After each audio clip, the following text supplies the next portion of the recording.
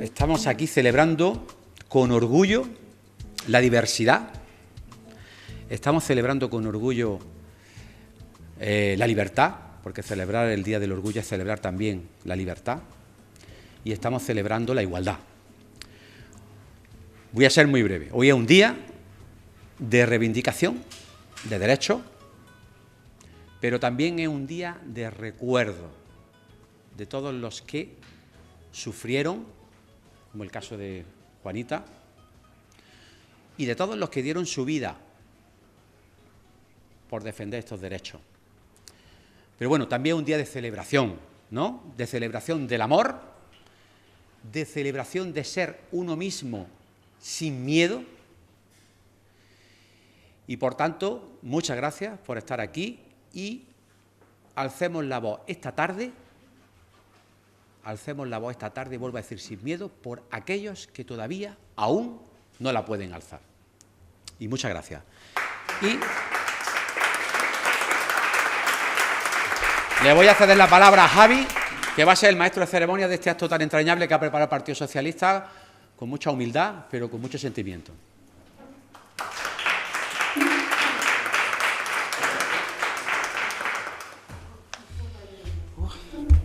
Bueno, pues buenas tardes a todas, a todos. Es para mí un verdadero orgullo y permitidme subrayar esa palabra hoy más que nunca, daros la bienvenida a esta segunda edición de los Premios La Juanita, una cita que empieza a consolidarse como un espacio imprescindible de memoria, de reconocimiento y de celebración. Hoy nos reunimos para recordar que ser quienes somos, amar como amamos y vivir con libertad no debería ser un acto de valentía, pero aún lo es. Por eso seguimos aquí, un año más, levantando la voz, visibilizando realidades y reconociendo a quienes desde lo personal, desde lo artístico, lo social o lo político siguen empujando los límites de la igualdad y la dignidad. El orgullo no es solo una fiesta, aunque también lo es y bien merecida. El orgullo es ante todo una resistencia histórica, una declaración política, una herencia de lucha que nos viene desde Stonewall, desde la desobediencia, desde tantas personas que se atrevieron a ser visibles cuando serlo significaba jugarse la vida. Y si algo nos enseña la historia del movimiento LGTBI es que cada derecho conquistado ha sido fruto de una lucha colectiva. Nada nos ha sido regalado. Por eso, desde el PSOE de Motril y desde esta Secretaría, seguimos trabajando para que la igualdad no sea un eslogan, sino una realidad palpable en nuestras aulas, en nuestras calles, en nuestras instituciones y en nuestros hogares. No podemos olvidar que fue un gobierno socialista el que legalizó el matrimonio igualitario en 2005, hace ya 20 años, el que ha impulsado leyes que protegen la dignidad del colectivo y que sigue defendiendo el orgullo con políticas públicas reales. El PSOE ha estado, está y estará del lado de la igualdad. Y quiero agradecer especialmente al secretario general del PSOE en Motril, a Paco Sánchez Cantalejo, por su apoyo constante a esta causa. Gracias, Paco, por demostrar que los derechos humanos se defienden también desde lo local, desde el compromiso diario y cercano. Los premios La Juanita llevan el nombre de una figura irrepetible, transgresora, valiente, libre. Juanita, que se atrevió a ser quien era en un tiempo donde simplemente existir ya era un acto revolucionario. Con estos premios no solo homenajeamos su nombre, reivindicamos su legado y lo ampliamos, reconociendo a quienes como ella han desafiado las normas desde el arte, desde la calle o desde la ternura. Por eso hoy entregamos con emoción una mención de honor a Palmira Martín por su valiosa labor de visibilización de la figura de la Juanita. Palmira, gracias por preservar su historia, por darle luz, por dignificarla y compartirla con nuevas generaciones. Lo que haces es memoria viva y te lo agradecemos de corazón. Y este año el Premio La Juanita 2025 es para José María Jiménez River, fundador del Rinos Fútbol Club, un equipo de fútbol LGTBI que ha hecho historia por abrir un espacio libre de discriminación en un ámbito tan difícil como el deporte masculino. Hoy celebramos a nuestras referentes, a quienes inspiran, a quienes abren caminos, a quienes hacen la vida más luminosa siendo simplemente quienes son. Y os decimos, no solo merecéis este reconocimiento, nos hacéis falta. Gracias al equipo que ha trabajado para que estos premios sean posibles un año más. A Memmi, a Gracia, a Jesús, a Antonio. Gracias por no mirar hacia otro lado, por sumar, por estar. Compañeras y compañeros, mientras exista transfobia, LGTBI-fobia, discursos de odio o intentos de retroceso, nuestra respuesta seguirá siendo esta: visibilidad, memoria, cultura, alegría y orgullo. Porque el orgullo no se pide, se celebra, se defiende y se vive. Porque Motril también es diverso, valiente y libre, y porque la Juanita sí que vive en cada acto como este, en cada gesto de libertad, en cada historia que se cuenta sin miedo. Y ahora, pues yo tengo el gusto de presentar a Antonio Bueno, motrileño que lleva el arte, la creatividad y el compromiso en las venas. Referente en el ámbito cultural y activista incansable por los derechos LGTBI, Antonio ha sabido abrir espacios de expresión y diversidad en nuestra tierra, con una sensibilidad que emociona y un talento que inspira. Además, el año pasado fue merecidamente reconocido con el primer premio de la Juanita. Esta tarde es el encargado de presentar a Palmira Martín, así que adelante, Antonio.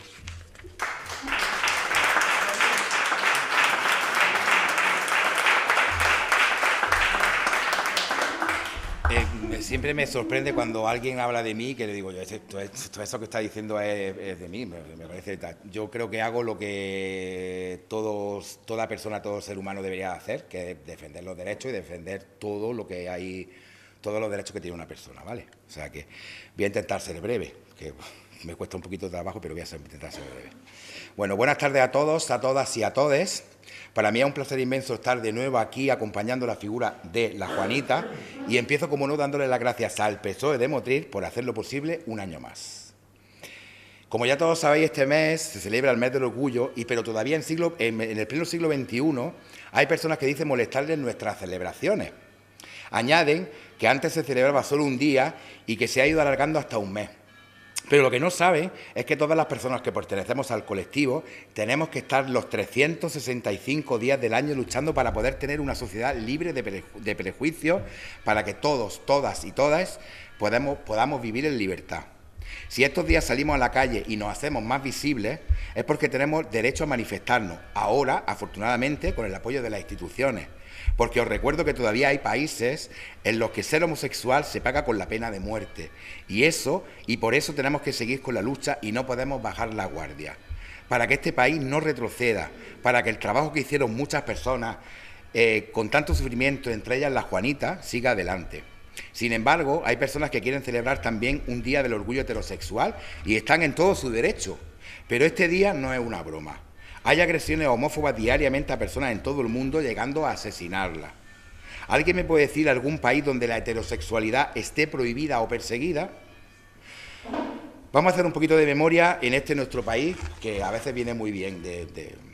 Pero no voy a hablar de épocas pasadas, ni de guerra, ni de nada. Solo voy a recordar que hubo una ley llamada la Ley de Vagos y Maleantes, que incluía penas de hasta 5 años de internamiento en cárceles o manicomios para los homosexuales por conducta inmoral, añadiendo el enfoque de curar la enfermedad. El 26 de diciembre de 1978, la homosexualidad fue excluida de la Ley de Vagos y Maleantes, pero a pesar de la eliminación había otras leyes, como la del escándalo público, que se utilizaron para seguir reprimiendo a las personas del colectivo. Imaginaros si me ven a mí ahora. Aquí, vamos, estaría ya preso en las cárceles. Esta ley no fue derogada completamente hasta 1995 y fue a partir de ese momento cuando se acabaron las torturas, los electroshocks, las lobotomías y las terapias de conversión. Sí, las terapias de conversión también, porque yo creo que no, ¿eh? Bueno, recuerdo también que no fue hasta 1990 cuando la OMS retiró de las enfermedades comunes la homosexualidad, y hace solo 7 años, en el 2018, que fue la transexualidad la que salió de las listas de la OMS, donde, por supuesto, nunca deberíamos de haber estado las personas del colectivo. Todavía escucho a políticos invitando a las personas que salgan con sus hijos e hijas al campo para no ver las marchas del orgullo y para que no puedan ser adoctrinados. Al parecer se ruborizan de vernos celebrando la libertad y el amor, pero a mí lo que realmente me ruboriza son las guerras, es el hambre, es la desigualdad. Me alegra vivir en un país donde una de sus ministras, en este caso la ministra de Igualdad, Ana Redondo, cuelgue de la fachada principal de su ministerio una bandera del colectivo LGTBIQA+, con motivo de la celebración del Orgullo 2025. Me alegra vivir en un país donde este año la fachada del Senado se ilumina con los colores del arco iris durante el mes del orgullo. Me alegra vivir en un país donde hay figuras políticas que no tienen ningún problema en reconocer su homosexualidad, porque os recuerdo que hasta hace muy pocos años Si descubrían que eras homosexual, te despedían sin más explicaciones. Me tranquiliza vivir en un país donde la gran mayoría de políticos y políticas están en contra de las terapias de conversión, aunque todavía haya siglas políticas que no lo respeten, amparándose en sus creencias. No me cansaré de repetir que no estamos enfermos, que no somos gente rara, que tenemos los mismos derechos que todas las personas y que no estamos equivocados. Que estuvimos equivocados y que ahora estamos viviendo la vida que nos pertenece. Quiero terminar mi reivindicación personal con los siguientes agradecimientos. Gracias a Pedro Cerolo, uno de los principales promotores dentro del PSOE de la defensa de los derechos LGTBIQ+A+, siendo su colaboración clave en las negociaciones y posterior presentación de 5 proyectos de modificación del Código Civil en materia de matrimonio entre personas del mismo sexo. Y darles las gracias también, como no, a José Luis Rodríguez Zapatero, expresidente del Gobierno de este país bajo las siglas del PSOE, porque bajo su mandato, el 3 de julio de 2005, se modificó el Código Civil para permitir el matrimonio entre personas del mismo sexo, otorgándonos los mismos derechos y obligaciones que las parejas heterosexuales, convirtiéndonos así en el tercer país europeo en legalizarlo. Este año se celebra el 20 aniversario del matrimonio igualitario y seguimos diciendo sí, seguimos queriendo. Pero bueno, hoy estoy aquí porque me han encargado entregar un reconocimiento a una persona muy especial para mí por muchos motivos. Y ella sabe de lo que hablo. Ella no sufrió en carne propia el rechazo por su sexualidad, pero vio con sus propios ojos lo que le hicieron a su primo, como ella dice, la Juanita. En mis primeros encuentros con Palmira y en esas conversaciones, enseguida supe que detrás de la vida de la Juanita había más sufrimiento del que podía imaginar. Y efectivamente, como si lo estuviera viendo en ese mismo instante, mientras me contaba esa historia, lloraba y se preguntaba, ¿por qué la gente le hacía esas cosas si él no le hacía daño a nadie? Recuerdo uno de los pasajes que estaba relatando, que mientras lo estaba escuchando no podía creer lo que estaba diciendo. No lo podía creer. Cuando pude terminar de escribir el capítulo donde relataba ese suceso, le pasé una copia a la familia de la Juanita para que lo leyeran y enseguida nos entró la duda de si era verdad todo el horror que estaba relatado en esas páginas. Llegué a casa, escuché los audios que había grabado en la entrevista con Palmira y corroboré que lo que había escrito era cierto. Aún así, incrédulo todavía, a la mañana siguiente me acerqué al puesto de flores de Palmira y cuando le pregunté si era cierto lo que me había contado, me dije que fue tal y como lo había vivido ella. Me horroricé más todavía. Hoy estamos aquí un año más para celebrar la figura de la Juanita y para agradecerle su lucha en unos tiempos muy difíciles de soportar. Pronto verá a la luz la historia de la Juanita, que llevará como título No solo era Juan, que lo hará la editorial La Casa Rosa, Libros y Discos, y seguro que os va a dejar sin palabras. Gracias, Palmira. Gracias, Palmirica, como te decía tu primo, por revivir conmigo la vida de la Juanita, porque sin tu ayuda este libro no hubiera sido igual. Te doy las gracias en nombre del colectivo, porque gracias a ti se ha podido reconstruir parte de esta historia. Nos sentimos muy orgullosos de saber que hay personas como tú y decirte que el mundo necesita más gente así, porque me consta que nunca fallaste a tu primo, que estuviste en sus buenos y en sus malos momentos. Seguro que esté donde esté, estará orgullosa de ti y de que por fin se le está haciendo justicia en su pueblo, el Motril que ella tanto quiso. Palmira, gracias por todos los claveles que le regalaba y que le daba. Gracias, porque esos claveles se nos quedan a todos en el alma, que mira tú, eso lleva el clavel, los claveles que tú le regalabas, ¿no? Para que veamos la vuelta que da la vida, ¿no? Y ahora quiero terminar mi intervención recordando otro año más, y repito, otro año más, que hace casi 8 años, en un pleno municipal de la ciudad de Motril, el día 26 de septiembre de 2018, más concretamente en el punto número 7, se concedió a la Juanita, y por unanimidad en el pleno, un reconocimiento público en la calle Cervantes de Motril, con una placa conmemorativa para que así las generaciones venideras supieran quién era ella, de lo cual su familia, las personas que firmaron la petición para que esto pudiera suceder.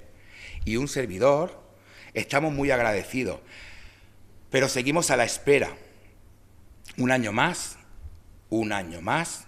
que se lleve a cabo la inauguración del busto que aprobaron también por unanimidad en dicho pleno. Creo que ya mi paciencia que no es mi paciencia, vamos, es que yo no pido nada para mí. Yo simplemente pido que si en un pleno municipal por unanimidad se aprueba algo, solamente pido que se haga justicia con lo que se ha dicho. Y yo no pido nada para mí. Lo pido para la Juanita. No es ningún interés personal. Es algo para la Juanita porque así Motril con su firma lo quiso. ¿Vale? Y quiero invitar a Palmira, si quieres venir conmigo un poquito y decir unas palabras y hablarnos un poquito de cómo vivió ella y daros las gracias a todos por estar aquí esta noche.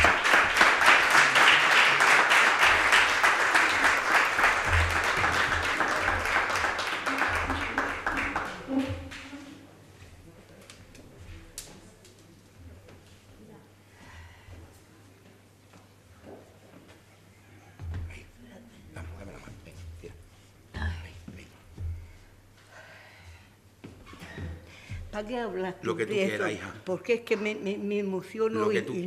Tú puedes hablar lo que tú quieras y puedes decir todo lo que tú quieras, hija. Buenas tardes, aunque yo no estoy muy eso para esto, o sea, que yo no sé hablar muy bien de estas cosas, pero yo como viví con él todas sus cosas, yo iba con él al campo. Yo iba con él a buscar por los cerros, que me emociono, no puedo ni hablar. Era un ser humano que trabajaba sin cobrar nada. Iba a la gente a limpiarle, a hacerle, a blanquearle, y decía, no le cobro, no tienen para pagarme, ¿cómo le voy a cobrar? Y se venía y no cobraba. Y luego iba él, la criatura, al cerro a buscar para poder salir para adelante en aquellos tiempos. Yo estaba muy chica y siempre estaba con él porque era muy cariñoso. Era una persona que no había otra. Pasó mucho. Y no se enteró por su boca nunca nadie lo que le hacían. Pero a mí sí me lo he contado. Porque aunque era niña, yo no era niña pero no era niña. Y me contaba todas sus cosas. No lo más importante, pero yo en mis tiempos, cuando ya era un poco más mayor, sí me daba cuenta de lo que le pasaba. Yo decía, ¿qué te pasa? No me pasa nada. ¿Qué te pasa? No es nada. Y me acuerdo una vez, que eso lo he puesto en el libro, me acuerdo una vez que lo metieron en una casa, que eso no había derecho a eso. Lo metieron en una casa, lo pelaron, le pegaron una paliza de muerte y salió. ¿A dónde vino? En busca de mí y de mi madre, que para descanse. Porque era muy su madre. Pero él no quería que su madre sufriera como estaba sufriendo. No quería las cosas que a él le pasaba, que su madre se enterara. ¿Y qué quieres que te diga? Todo lo que está en el libro es la realidad de lo que pasó él y lo que pasamos los demás junto con él. Así que todo lo que pongo en el libro es la realidad, es la misa, lo que él sufrió, porque no lo querían, le apedreaban por la calle, lo maltrataban, le hacían de todo. ¿Y a dónde venía? A nosotros que estábamos al lado, que vivíamos puerta con puerta. Y él me quería a mí con locura, como yo lo quería a esto, la vida de Dios. Que ya después yo vendía en el kiosco las flores y venía en busca mía. Palmira, yo le daba todo lo que podía, porque en aquel tiempo también se pasaba mucha falta. Y le daba todo lo que podía. Venía sus clavelicos para su madre. Todos los días que venía se llevaba sus claveles para su madre, que se los ponía a su madre. Y yo os doy las gracias por estar aquí y escucharme un poquito. No quiero seguir más porque no quiero interrumpir más lo vuestro. Y me perdonáis si no digo las cosas muy bien, pero yo lo he pasado todo con él y he vivido todo eso. Por eso me emociono cuando hablo de él, porque era para mí como si fuera sido algo. Muchas gracias.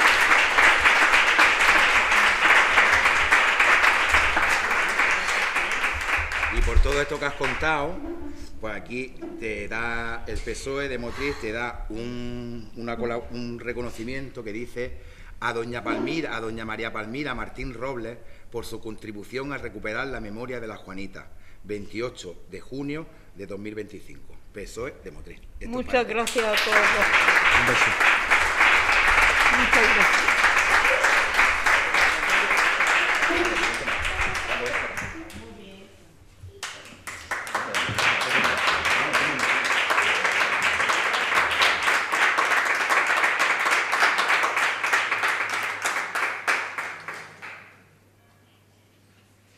Gracias.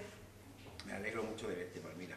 Y sepáis que esta mujer, bueno, pues gracias a esta mujer se ha podido, como he dicho, se ha podido revivir, se ha podido reconstruir una historia con sus datos y con los datos de la familia. Se ha podido reconstruir el libro de No solo era Juan, que prontito estará ya. Eso que lo lea ya veréis, si alguno lo habéis leído. Y ella es Palmirica. Cuando leéis el libro, ella es Palmirica. Ella es la Palmirica.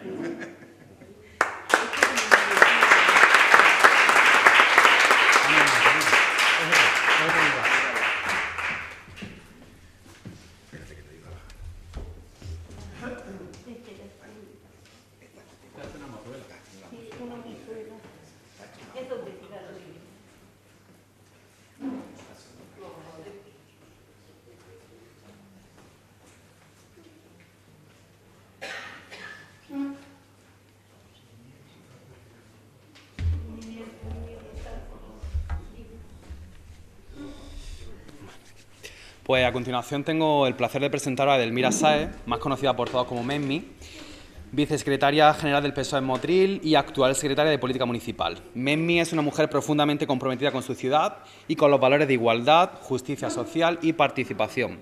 Su trabajo incansable en el ámbito local es reflejo de su vocación de servicio y de su cercanía con la ciudadanía. Esta tarde va a ser la encargada de presentar al premiado con el Premio La Juanita de esta edición, José María Jiménez Rivera. Adelante, Memmi.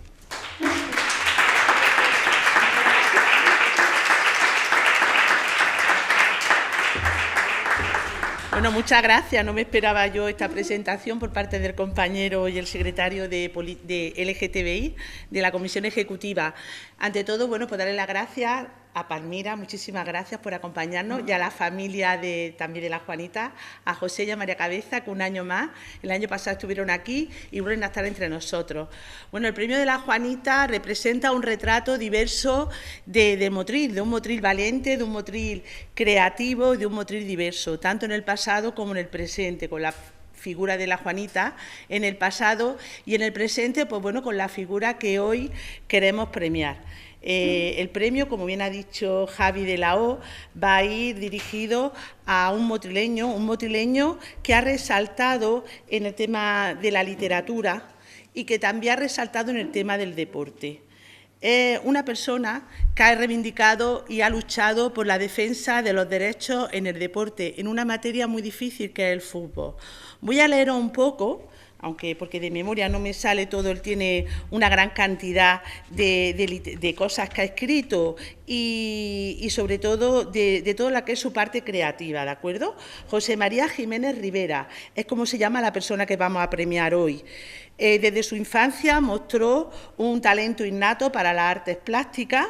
Su inquietud por el mundo cultural lo llevó desde el 2008 a colaborar como reportero en un periódico juvenil sevillano, donde tuvo la oportunidad de relacionarse con figuras destacadas del ámbito artístico, incluyendo una memorable entrevista con el aclamado actor y dramaturgo español Manuel Galeana.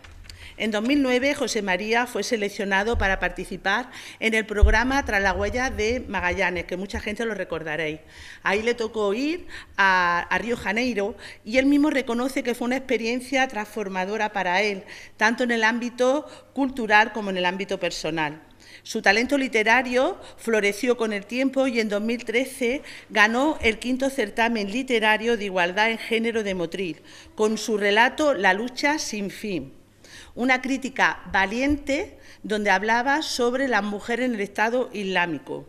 En 2008 fue finalista en la antología 1000 relatos azulgrana del 75 aniversario de la Sociedad Deportiva Eibar. Y en 2019 su microrrelato El desvelo de las musas fue publicado por la editorial Diversidad Literaria, una editorial que está muy comprometida con este colectivo. En abril de 2022 marcó un hito en su carrera con la publicación de su primer libro. Publicó El chico del sur, un libro que entrelaza relatos y poesía, un libro que habla sin miedo y se adentra en el mundo de la droga, en el mundo del sexo, y también habla de la espiritualidad y también de la muerte, temas que, como todos sabéis, son difíciles de afrontar. Además de esta parte creativa, su camino, como ya hemos comentado, ha estado muy ligado al fútbol. Él fue una persona que sentía una gran pasión por el fútbol y que, debido a la homofobia, tuvo que abandonarlo. Esto le causó un gran dolor, lo ha dicho en numerosos sitios, en numerosas entrevistas, y por eso funda Rhino Foot Club.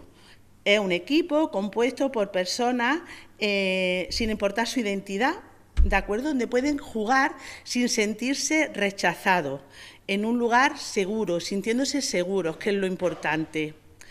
Reflexionando sobre su experiencia, José María ha compartido en diferentes medios cómo el miedo y la inseguridad lo acompañaron durante años, incluso en sus momentos más cotidianos.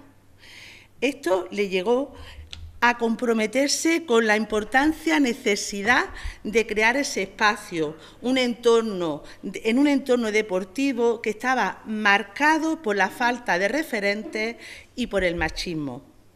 José María es consciente de que la lucha por la aceptación y el respeto continúa siendo crucial. A pesar de los obstáculos, mantiene la esperanza de que la visibilidad y el cambio son posibles. Su mensaje es contundente. Mientras persista la violencia y la discriminación, hay que celebrar el Día del Orgullo y la creación también de esos espacios. En cada palabra y en cada acción, José María Ribes se erige como un faro de esperanza y un defensor incansable de la diversidad en el deporte y en la vida. Por desgracia, esta tarde José María Ribes no nos puede acompañar, pero va a recoger el premio Jesús Villar, concejal del Ayuntamiento de Motril por el Partido Socialista. Demos un aplauso a Jesús.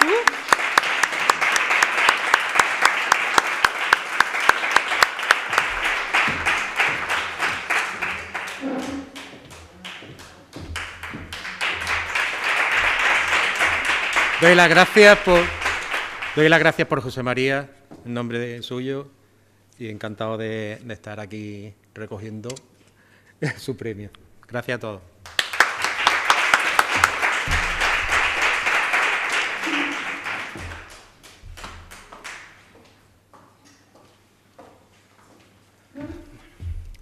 Pues ya para cerrar este acto, tengo el gusto de presentaros a un compañero muy querido y comprometido, a Paco Liñán. Su voz, siempre clara y cercana, ha estado presente en muchas de nuestras luchas y celebraciones. Con su sensibilidad, su memoria histórica y su firme defensa de los derechos sociales, Paco representa esa mezcla de compromiso y humanidad que tanto valoramos.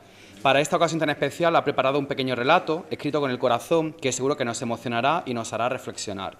Es un verdadero honor que seas tú, Paco, quien ponga el broche final a este encuentro.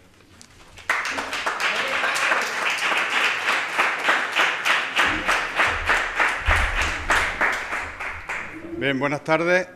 Un honor es para mí siempre acompañaros en este acto y que me invitéis a hacerlo. Voy a ser breve. Bueno, voy a hacer lo que el relato me permita ser breve.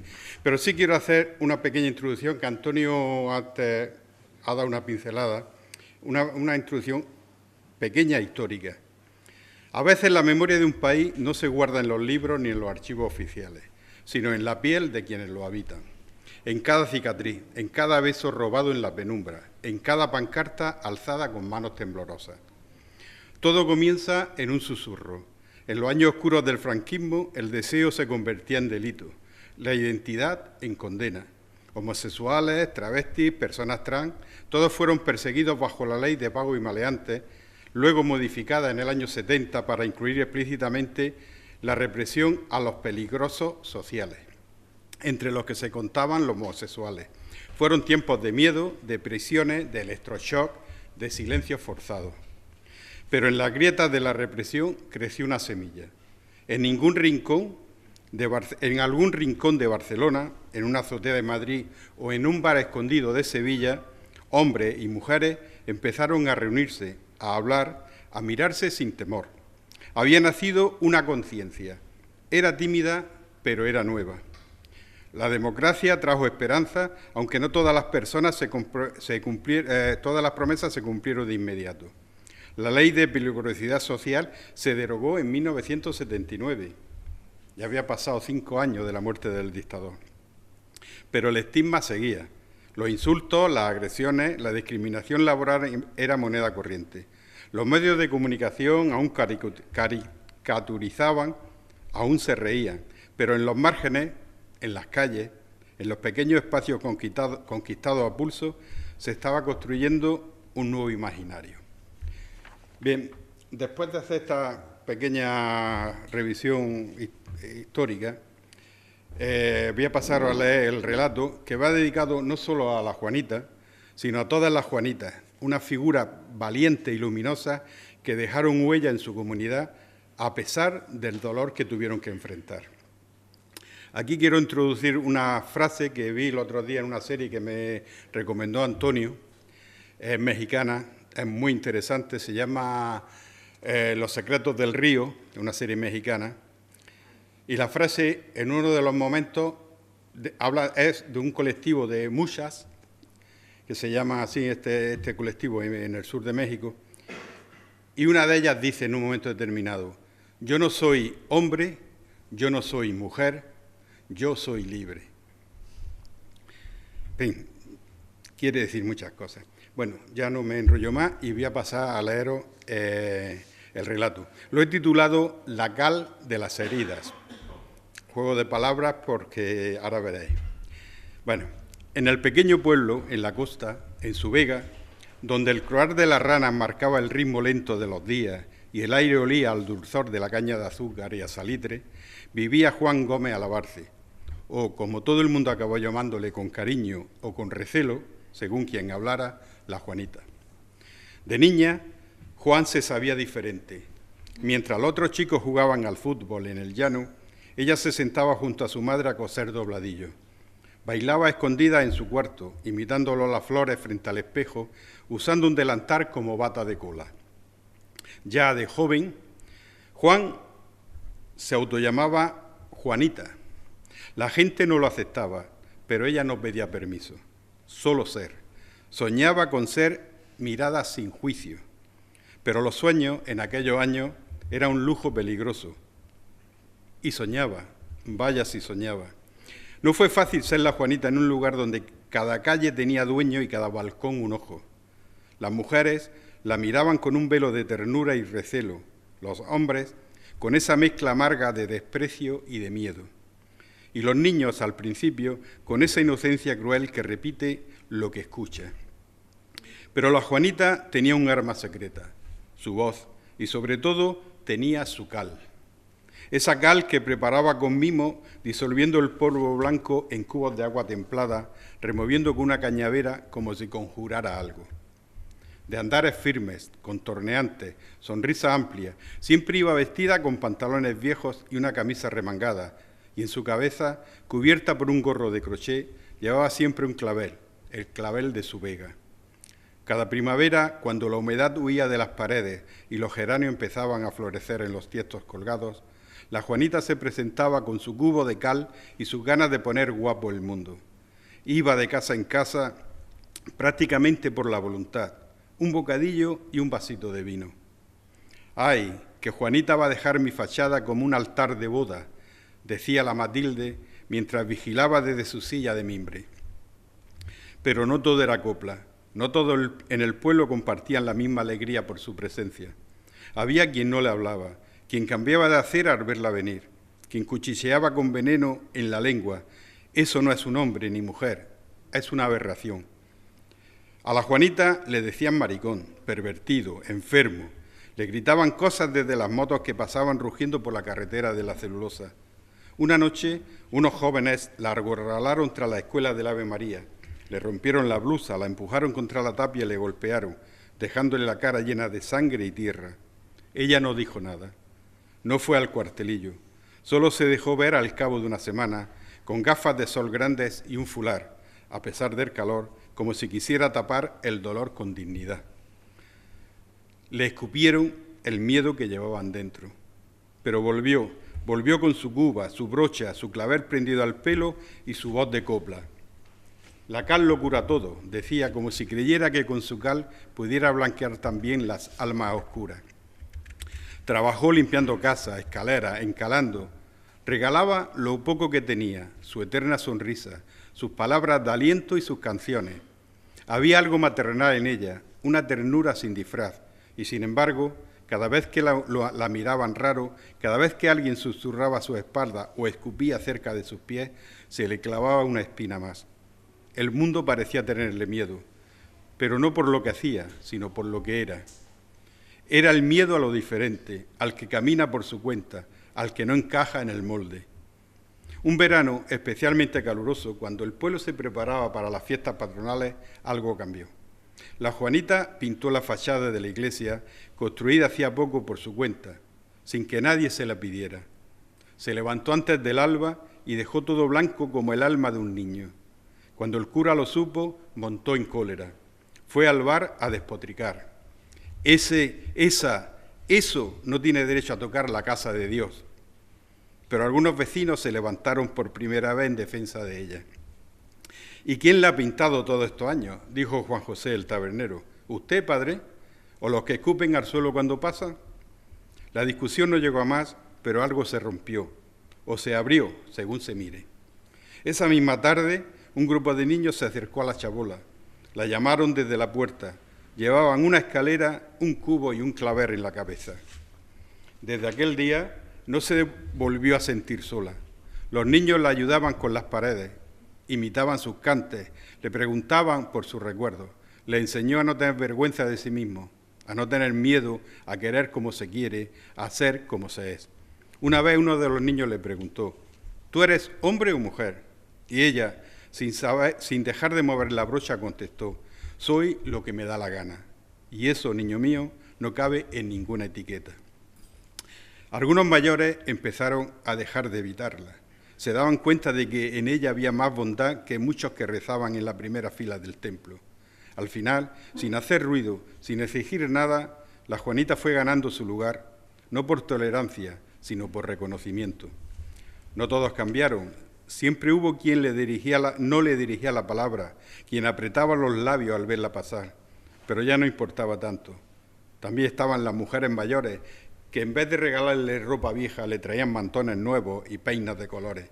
Y estaban los jóvenes, que la saludaban sin miedo al pasar, como si por un instante el mundo recordara que lo diferente también puede ser bello, que hay quienes viven entre heridas y aún así se las arreglan para curar las de las demás. Porque la Juanita no vino a pedir permiso, vino a encalar el alma del pueblo, y vaya si lo hizo.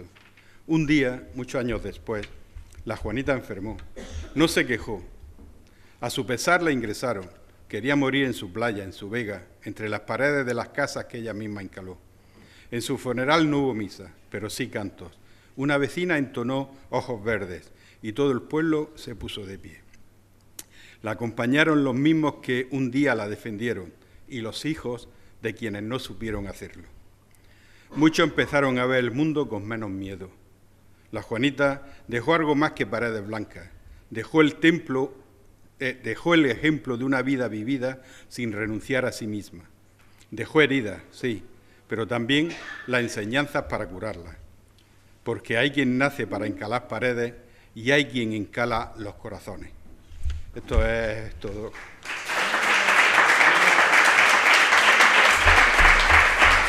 Muchas gracias.